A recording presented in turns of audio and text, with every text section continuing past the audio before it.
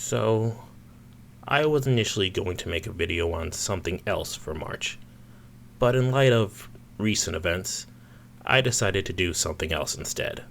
Famed manga author Akira Toriyama passed away on March 1st, with news of his passing breaking on the 8th. It should have been me, not him! It's not fair! He's known for the creation of Dragon Ball, an anime and manga series that reached worldwide acclaim few can hope to match. The series is so iconic, even those who don't watch anime know about Dragon Ball, and various elements get referenced in other media. Fusions, the Kamehameha, Super Saiyan, and many others. But not only did he create one of the most beloved action anime and manga series of all time, he was also responsible for the art design of Chrono Trigger and Dragon Quest. He's a legend who was taken before his time. So to honor Akira Toriyama, let me introduce you to another game he was involved with, Blue Dragon.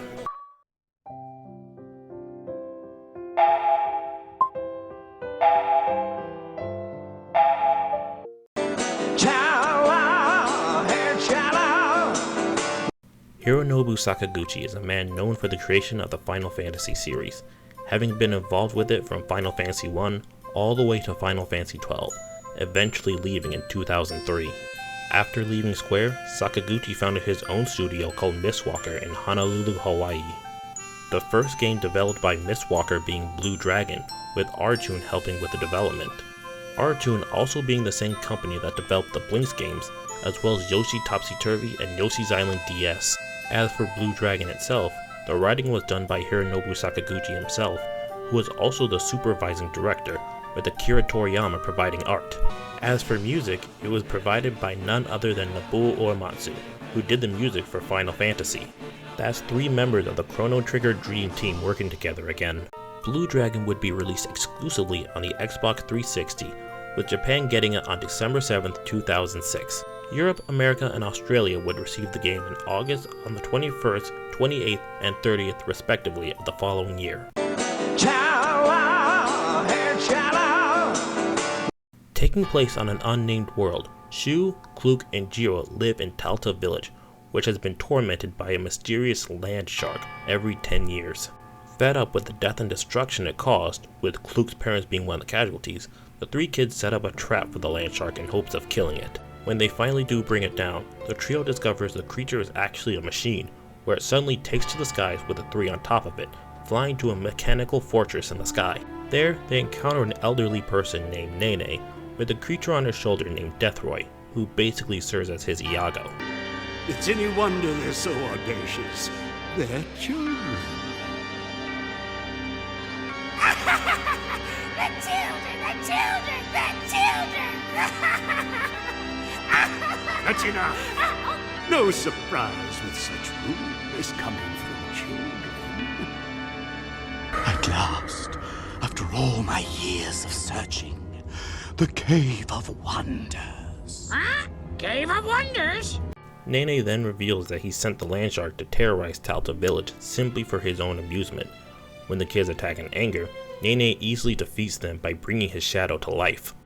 After being defeated, they are tossed out of the ship only to be pulled back up and land in a different part of the ship, where 3 orbs suddenly appear with a mysterious voice telling them to swallow each one. Upon doing so, their shadows transform into corporeal creatures that are able to attack and use magic. Kluk gets the Phoenix, Jiro gets the Minotaur, and Shu gets the titular Blue Dragon. With their new shadows, they escape and vow to defeat Nene, due to all the destruction and misery he's causing. Along the way, they meet Maru Maru and Zola, who join their group, also having the ability to use shadows.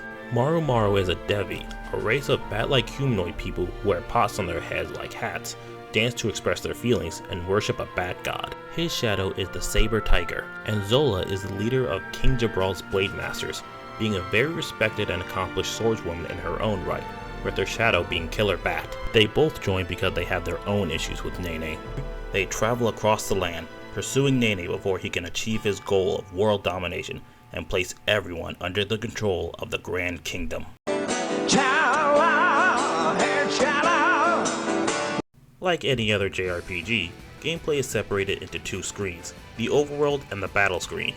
In the overworld, you can find items and stuff just by examining random objects, though a good amount of the time you'll get nothing. Not nothing as in you didn't find anything, but an object called nothing, which can be given to the nothing trader for accessories. You can also attack enemies in the overworld, which will give you an advantage in a fight. And approaching or attacking an enemy from behind not only gives you an advantage, but starts the fight with the enemy turned around. However, enemies can do the same to you. If they approach from behind, you start the battle turned around and the enemy has an advantage. Battles are reminiscent of Final Fantasy IV, in which there's a row system. Characters in the front row take and deal more damage with physical attacks, while those in the back row take and deal less physical damage. Enemies also follow the row system, but you can only attack the back row when you defeat the front row or use magic. You can also target multiple enemies in the overworld, which means more enemies to fight across multiple rounds, depending on how many were involved. But in some cases, certain enemies will attack each other. Think of the horde battles from the Pokemon games. Depending on the enemies you face off against, they may target other enemies instead of you. This can lead to an enemy being outright defeated, one type focusing on another type, the enemies ignoring you and attacking each other, or simply one or both enemies being weakened. An early example would be the Flame and Snow Wolf Ghosts, as they'll simply weaken each other, making them easier to defeat. Similarly, the Imp Trap will instantly kill any rat enemy, completely ignoring the player until all rats are killed. But these are only a few examples. The Shadows also fall into their own classes, each with their own style of fighting. For example, Shu's Blue Dragon has Magic Sword, which gives its attacks elemental affinity, and Maru's Saber Tiger can charge its attacks for higher damage. However, combat follows turn order, with faster characters going first. When a character charges their attack, they delay their turn for a stronger attack later, as seen with Maru. When charging, a bar shows up showing the turn order, with a sweet spot which, when the charging stops, deals extra damage. Of course, depending on when it stopped, the character may act sooner or later, even being the last in the order. The game can be a bit cliche, but in a way that's pretty refreshing. Nene is very obviously the bad guy, and there's no attempts to trick the player or imply that he's being manipulated by some greater evil. What you see is what you get with him, an evil being who wants to conquer the world. Combat itself can also be pretty basic. If you know what you're doing, most enemies don't stand a chance against you. It's the mini-bosses and normal bosses that you mostly have to look out for. As for the music, it's easily one of the best parts about the game, with one of the most notable examples being the normal boss theme. In fact, the lyrics for Eternity, the normal boss theme, was sung by Ian Gillan, former lead singer of the band Deep Purple, the same band known for Highway Star. And honestly, it's probably one of the best normal boss themes in any video game.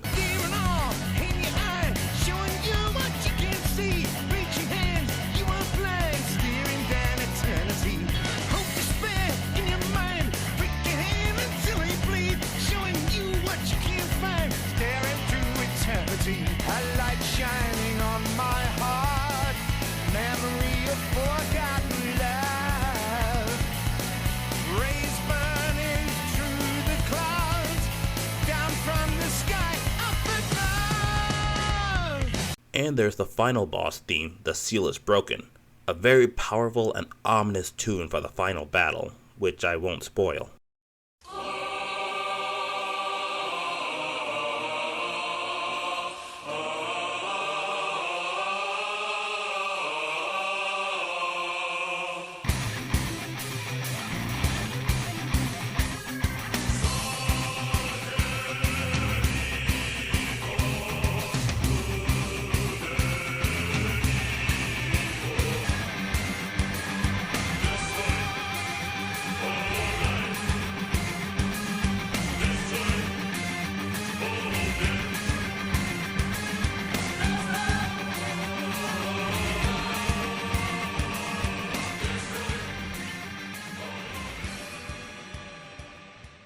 I also want to mention that the game has an impressive voice cast. We have Mona Marshall as Shu. I won't be defeated! Not now, not ever! I won't give up! Steve Staley as Jiro.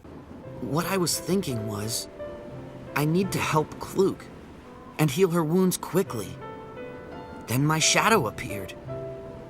It was like my feelings were transformed into power. Or it felt like that anyway. Tara Strong as Kluk.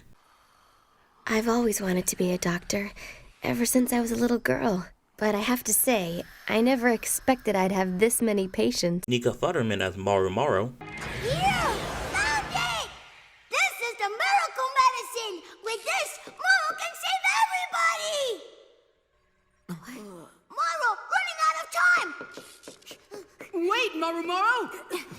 Cindy Robinson as Zola. As a light sphere descended towards me, a voice echoed in my mind. It said, swallow the sphere, and you'll gain the power to drive away evil spirits. Richard Hurd as Nene. Land shark? Land shark! So that's what it's called in your world. I dare say your annual encounters with the land shark have been quite amusing. You bastard!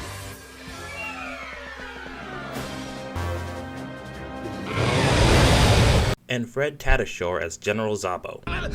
Do as I say, or I'll fry your puny minds with the control unit. Is that clear? Now go! Wipe out the intruders! Overall, I highly recommend you get this game. Not only is it enjoyable in its own right, but it's also good to see another project Toriyama worked on, and it very clearly has his style. Not just in the artwork, but even in the designs for certain characters, such as the Pooh Snake. And speaking of Toriyama, you can occasionally find a character known as Torippo, who'll give you stat boosting items in exchange for medals. Obviously, I don't need to explain who Torippo is a reference to. And as you progress through the game, you gain the ability to change a Shadow's class, if you so choose. For example, Zola's Killer Bat is an assassin, which can attack the back row with its normal attacks. But you can change it to a generalist, which can use skills from other classes. And speaking of classes, it might interest you to know that Kluk and Jiro's shadows don't follow the typical archetype. Kluk is your first female party member. She wants to be a doctor, and her shadow is a creature whose feathers are often used as revival items. So obviously, you'd expect her to be a white mage, but no. Phoenix's default class is a black mage, with the role of white mage going to Jiro and his Minotaur. Also, later in the game, characters gain the ability to turn their shadows corporeal, allowing them to unleash devastating attacks. Interestingly, Killer Bat's corporeal form resembles the Sylvapithecus from Dragon Quest. The game overall did decently well. While it got largely positive reviews, it was derided for being rather traditional and not reinventing the wheel outside of the use of shadows. Still, it did well enough to get an anime adaptation and 2 sequels on the DS. If you want to get the game, it's actually available on the Xbox Store for Xbox One, as well as Series S and Series X. I'd also like to thank this person for letting me use his footage for this video. I suggest checking out his videos as he did a 100% playthrough of this game. Well, I'll be seeing you next month, where I'll be taking a look at a British kids cartoon that many compare to Game of Thrones. And let me leave you with a quote by Toriyama. Slackers like me aren't meant to think, really. Wait, no. Tackle life with as much energy as Goku. I'll try to do the same. And for me, live your life like...